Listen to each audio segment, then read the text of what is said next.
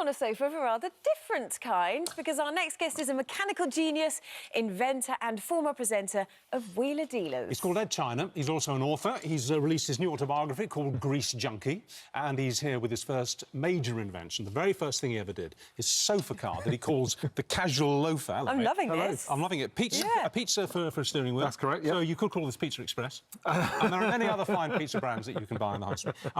How did this happen?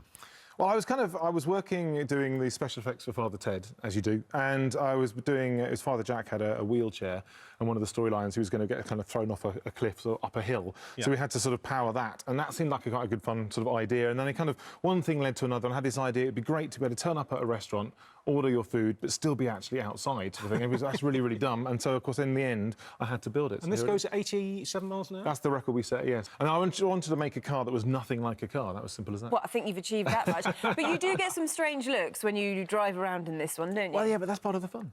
So what year was this completed? Well, this is 21 years old this year, which is terrifying. But in this book, I mean, you talk about everything else you've built. What are your favourites? Well, I think, really, I mean, the sofa is kind of what started all kinds of... This is how I ended up on TV, this is how I met my wife, Imogen. It's, you know, it's kind of... Your long-suffering wife. Well, long-suffering wife, Imogen, yes, indeed. And I think, you know, we've got driving beds, bathrooms, you know, sort of giant shopping trolleys, all kinds of stuff. And then, of course, all that ended up getting into the TV universe. What's the next project?